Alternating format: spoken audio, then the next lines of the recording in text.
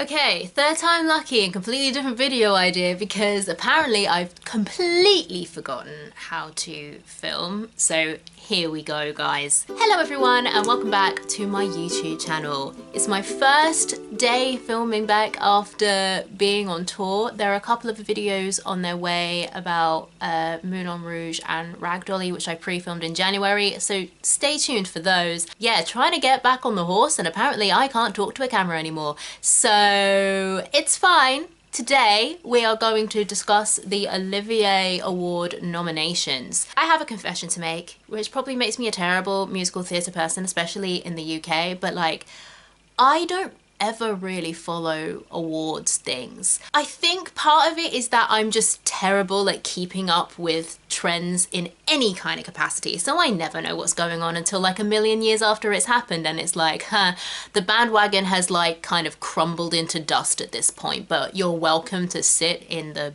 puddle of despair.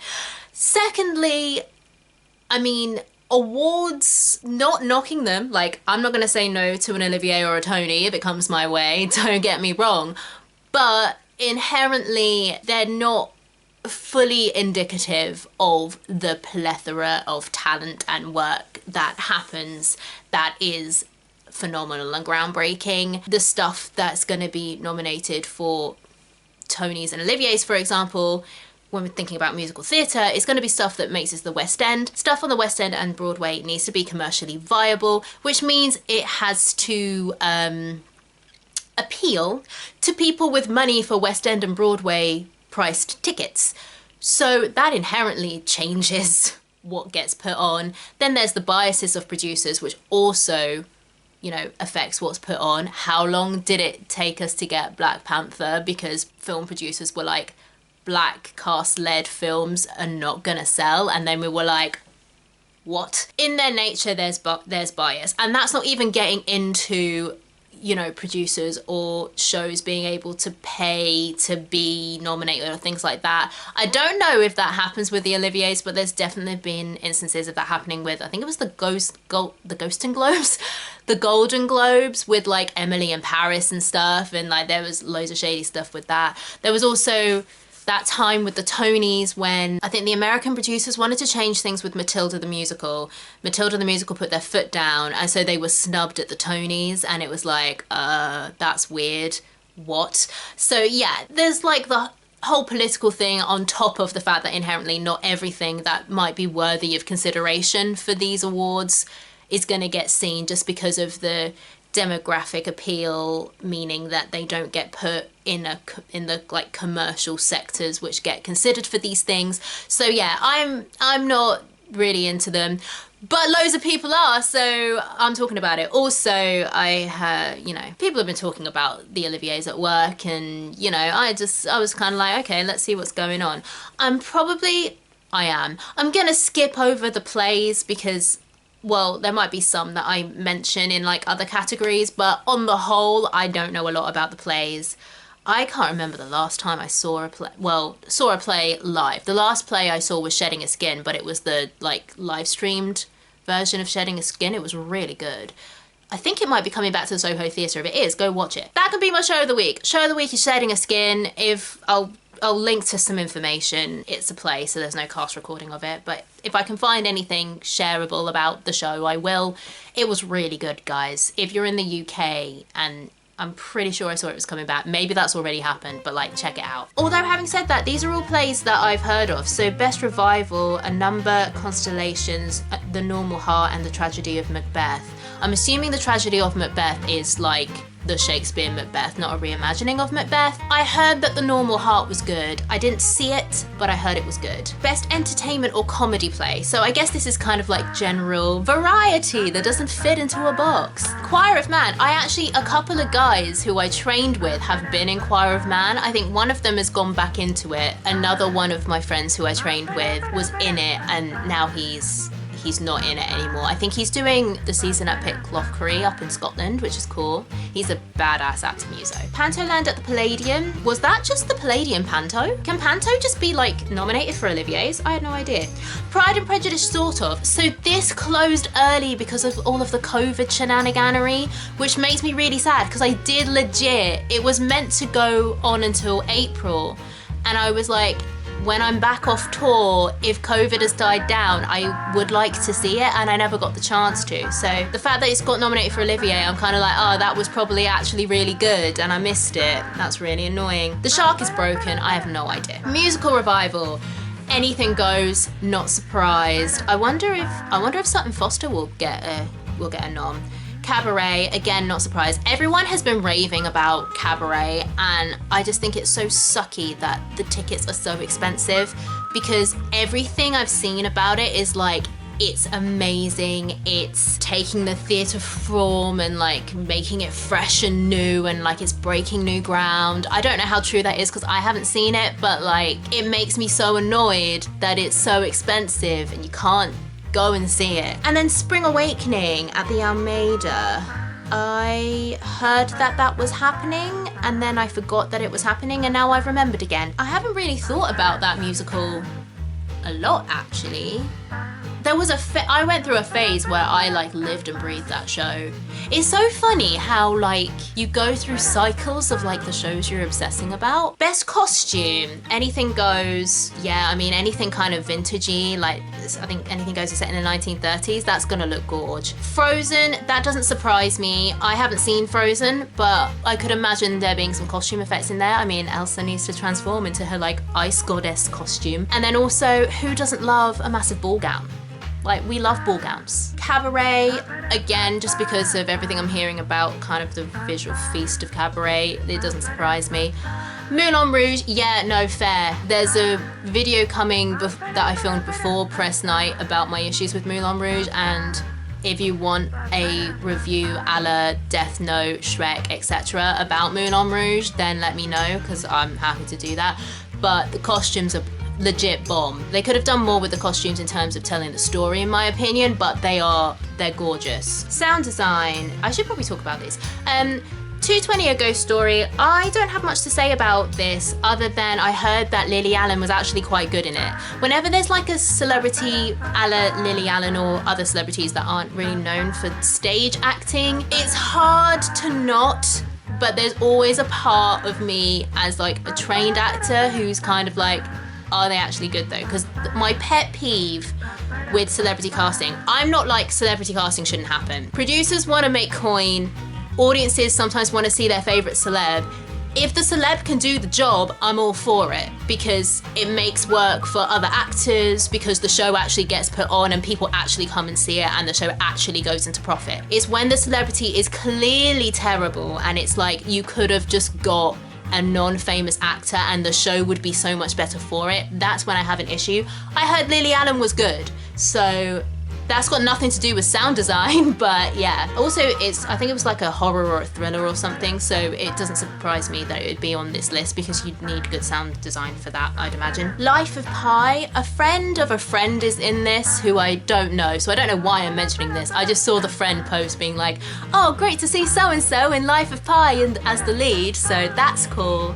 I have a tangential connection to this show that isn't really a connection. Oh, it looks like it's got bomb puppetry in this photo though. I'm gonna take a screenshot of this and put it in editing. You can see the photo, but it's like some guys holding a tiger. It looks really cool. I kind of want to see it. Okay. Cabaret, again, I feel like Cabaret is gonna be what Hamilton was whenever Hamilton came over. I think it's just gonna clean up, to be honest. And Back to the Future.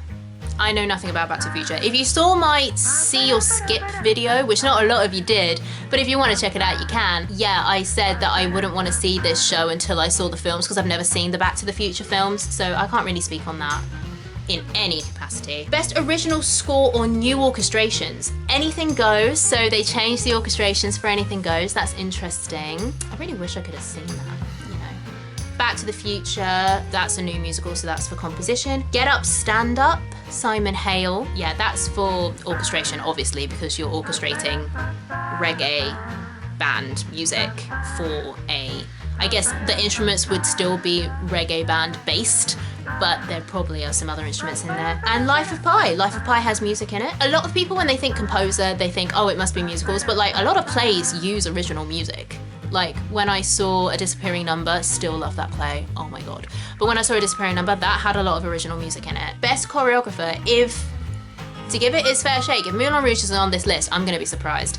Life of Pi, okay, so I really wanna see Life of Pi. And I didn't realize until I decided I was gonna film this video, because the video that I tried to film before didn't work. But yeah, I really want to see Life of Pi. I hope it's not too expensive, because I might be like Josh, we should see Life of Pi. Cabaret, again, not surprised. Anything Goes. I mean, come on. Of course. And yes, Moulin Rouge, good. I'm glad Moulin Rouge got nommed for choreography, because the choreography is dope. Best Actor. In a supporting role, 7 actors who play the tiger. Yes. Oh, well, yeah, because the tiger is like the secondary character in Life of Pi. Oh, it doesn't name them all. That's really sad. I want to know who the 7 actors are. I could Google it, but I'm scrolling. I don't have time. So I guess this must be specifically theatre then, because these are all plays. The Normal Heart, Dino Fetscher. I'm sorry for the pronunciation. There's a TSCH all together and I'm not sure how you say it. Nathaniel Parker in The Mirror and the Light. He's looking very Elizabethan. Danny Lee Winter in The Normal Heart. So 2 for The Normal Heart. Good for them. They've got good odds. 2 out of 5 in fact. And the poor guys playing the tiger have to like share one, like will they get lots of individual mini Oliviers, or do they just have one and they have to like share it? Just like you have it on Mondays, you have it Tuesdays, you have it Wednesdays. I'm such a dick. Best Actress in a Supporting Role, Tory Burgess. I've heard of Tory Burgess. I've heard of her. Is she a comedian? That name is ringing a bell. As soon as I finish filming, I'm Googling her, because I don't want to lose this webpage. Actually, when I've finished going through all of the nominations, I'll Google her. One eternity later. Just remembered I was gonna look up that chick. Yeah, I don't know where I recognize her name from. There's a couple of like interviews and stuff. I feel like maybe she's been on something. I don't know. But yeah, no, I don't know who she is. I don't know why I feel like I recognize her name. But well done, Tori, for your Olivier nomination. Yay. Tory Burgess, Pride and Prejudice, sort of. Liz Carr in The Normal Heart. Christina Gordon, Pride and Prejudice, sort of. So they've got 2 for actress. Akia Henry in The Tragedy of Macbeth. Oh, she looks like she is either a Lady Macbeth being restrained by 2 women, or those 3 women are the witches and she's the main witch. Either or.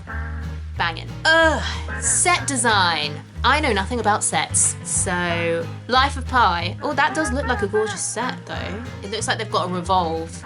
This is just me fangirling over a play that I haven't watched but I really want to watch. Back to the Future. Oh, Tim Hatley for design and Finn Ross for video design. Okay, so there's like some video in Back to the Future. Moulin Rouge, Derek McLean, I'm not surprised. Yeah, Cabaret, not surprised. I'll tell you, Cabaret has been nominated, I think, so far for every category that it can be nominated for. Lighting design, Frozen. Yeah, that doesn't surprise me. I believe, again, haven't seen Frozen, but I believe most of the like ice effects are done through lighting effects. Cabaret, obviously. Back to the Future, I imagine because of like just the fact that it has video design in there, which doesn't mean that means it's gonna have like elaborate lighting design, but like if they're going for like a futuristic lighting video thing, that makes sense. Life of Pi. So Life of Pi is gonna clean up for the plays, and then Cabaret is gonna clean up for the musicals. That's my prediction. Best Actress in a Supporting Role in a Musical. Gabrielle Brooks for Get Up, Stand Up. From a review I read, I think she plays Bob Marley's wife. I might be wrong, but I think she plays Bob Marley's wife. Victoria Hamilton Barrett in Cinderella. Okay, so Cinderella's got 1 nom so far. Carly Mercedes Dyer in Anything Goes. I don't know Anything Goes enough to know who she would have played, but she's surrounded by a lot of sailors in this picture. Let me screenshot this one as well. She's a lady with a bob, and there's lots of adoring men smiling at her, which is nice. We love that for her. We love it when adoring men smile at us on a boat. And Lisa Sadovi in Cabaret. I'm guessing she's playing, her name's not Mrs. Pineapple, but like the landlady, and I think she sings a song about a pineapple. From the little I know about the plot of Cabaret, I'm assuming that's what this woman is playing. Best actor in a supporting role in a musical, yes, Clive Carter, yes. Obviously he originated Ziedler in Moulin Rouge on the West End, but he also originated the mayor in Come From Away on the West End, and he's a phenomenal actor. He's so good. Hugh Coles for Back to the Future. I don't know who he would be playing because I don't know Back to the Future. Elliot Levy in Cabaret. He's also an older man, so I think he might be the other guy who sings the song about a pineapple in Cabaret. And Gary Wilmot in Anything Goes. I don't know enough about Anything Goes to know who he would have played, but he's a guy on a telephone. We love a guy on a telephone. Opera! Outstanding achievement in opera.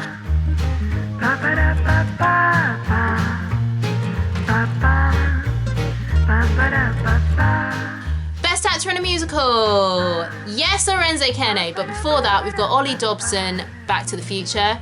Orenze Kene, Get Up, Stand Up, the Bob Marley musical. Yes. Robert Lindsay in Anything Goes. Eddie Redmayne, Cabaret, yeah. Best actress in a musical, Jessie Buckley. That was the other famous person in Cabaret. Yeah, she's playing Sally because it's best actress in a musical. She looks really creepy in that photo, in a good way. Like good creepy, like they were going for creepy and they succeeded.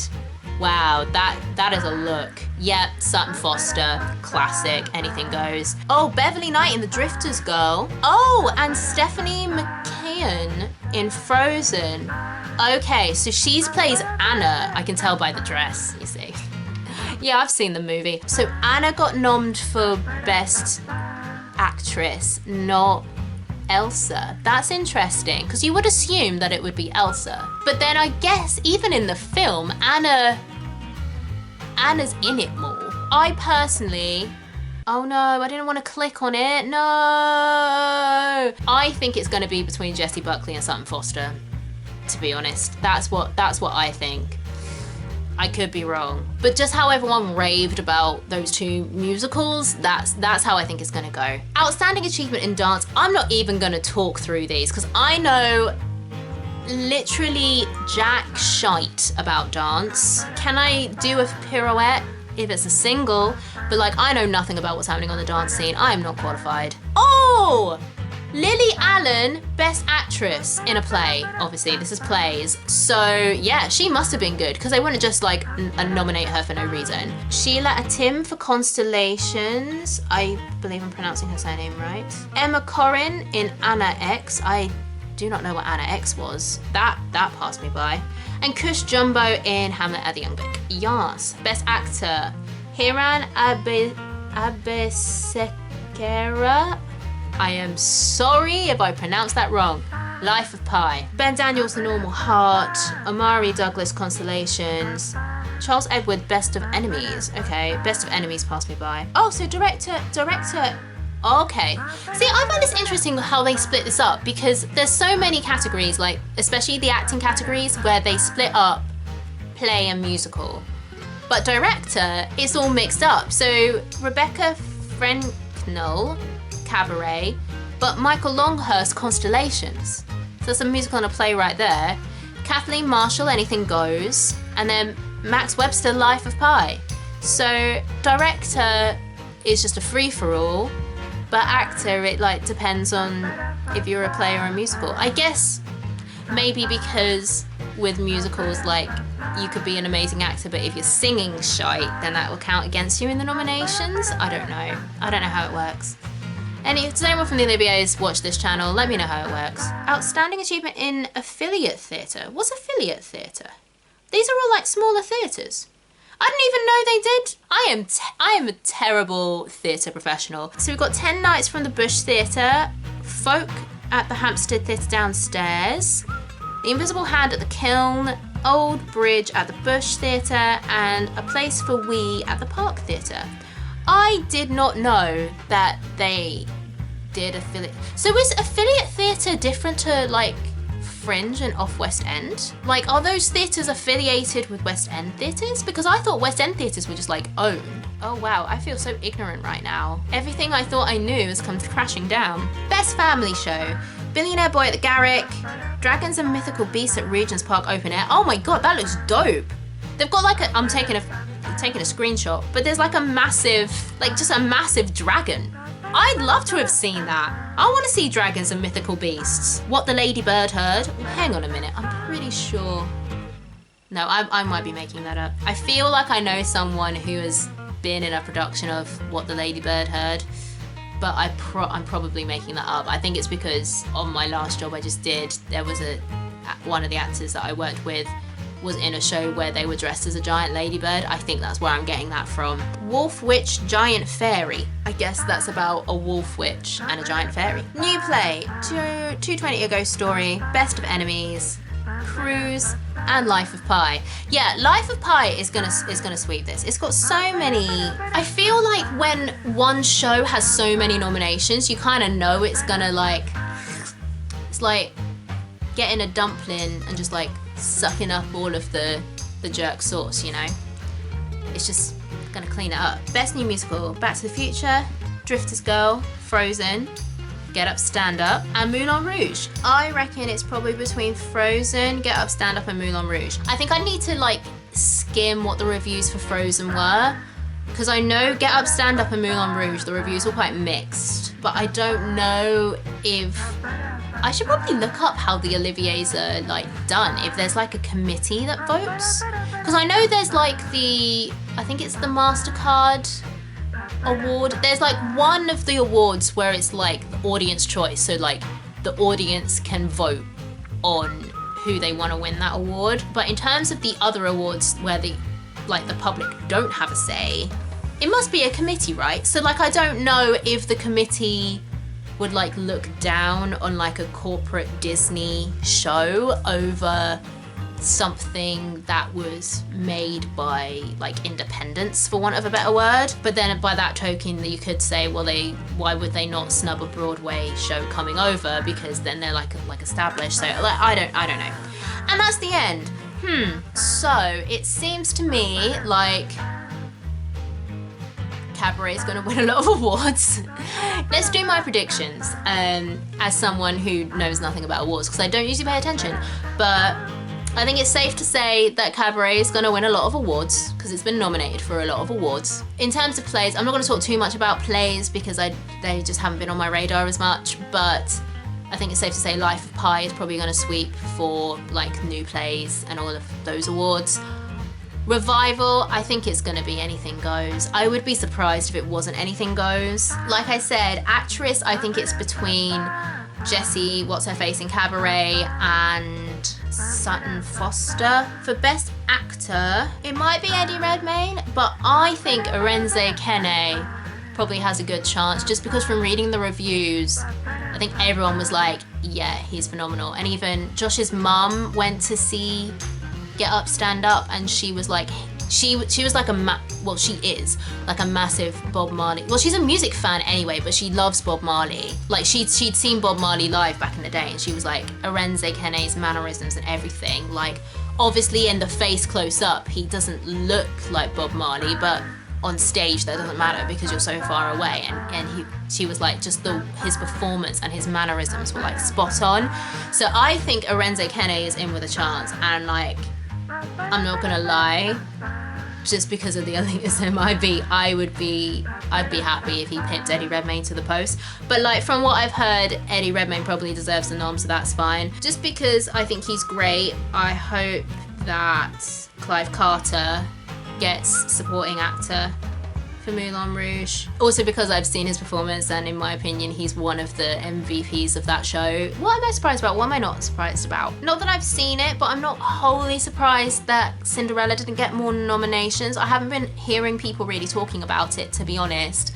And what I have heard, and by what I have heard, that's like one friend who went to see it and Mickey Joe Theatre's videos on Cinderella. It doesn't seem to be much to write home about. I'm glad Victoria Hamilton Barrett got a nomination. I think when I read a review I don't think I read a whole review. I think I read the review roundup. I think she got mentioned as being great in it, so that's great for her. I'm glad that there are some shows in there that I just don't feel have been being talked much about. Like, there doesn't seem to be much buzz around the Drifters girls. There doesn't seem to be that much buzz about Back to the Future. Now, that could be just because we're still coming out of COVID times, and maybe people are like prioritizing, in terms of like, I'm talking about general audience here, are prioritizing stuff that they know they're gonna enjoy. And I don't know how big a fan base Back to the Futures and or the Drifters has.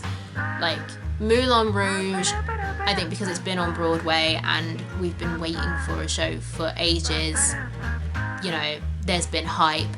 Get Up, Stand Up, it's Bob Marley, so there's hype. Cabaret, it's just been all the hype. You know what I am surprised about, actually? I'm surprised there seemed to be less Frozen than I thought there would be. There's a lot of technical Frozen, but there isn't an actor or supporting actor, I don't think, for Frozen. So that surprises me, because like, yeah, it's like a Disney musical, but I would have thought that they would have had more nominations. Maybe it's just because the other parts, maybe in that show they're not given enough time to shine enough to be like, yes, this is Olivier Award worthy. Whereas in other shows, like for example, going back to Clive Carter as Ziedler, yes, it's a supporting role because, you know, the main parts are Christian and Satine, but he has quite a big supporting role in that, so he could really like shine and show off what he's doing to then be like, oh, we've seen enough of you that we know this is. It's also, yeah, I'm also surprised that it's Anna rather than Elsa who got nommed for Best Actress.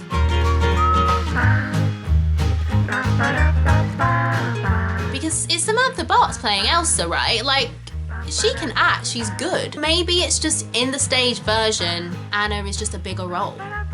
But then why not have Elsa as Best Supporting Actress? I don't know. Yeah, it's interesting. It's interesting. And this is also like the reason why you can't just be like, oh, I'm a lead in a show, so obviously I'm gonna be nominated because it's a West End show and like audiences loving it. It's like, nah. That's not how it works. And like, that could be because you have a big ego, or it could be that the whole system of nominating is rigged. Whatever story you want to tell yourself to make you feel better. But, you know, awards aren't the be all and end all. You know, there have been shows that have not been nominated for anything and that I personally have thought are trash, but audiences love it and they keep on coming because they find it entertaining. And that's what we're here to do. We're here to entertain. We're not here to win awards. That's nice if it happens, but our job isn't to win awards. Our job is to make theatre to entertain people. Other agendas you can have. You can make theatre to change the world. You can make theatre to, you know, spread a message. You can make theatre to make people think. But if you're not doing it whilst you're entertaining people, it might as well just be like a university lecture or like a book, you know? So yeah, so those are my thoughts on the Olivier Awards. Hopefully I can make this entertaining, who knows? If you enjoyed this video, please consider liking and subscribing. Would love to have you on the channel. Come on down, we have a great time. Stay tuned for some of the videos I've got coming up. Like I said, finally got some ragdolly content for y'all. I know you asked me like over a year ago. Finally had some time, and also some initial thoughts on Moulin Rouge as well, when I was just like, I need to make a video because I just need to talk about it. And now I could talk about it some more because I've had their press night. So again, if you want that, let me know. Hi, me from the future.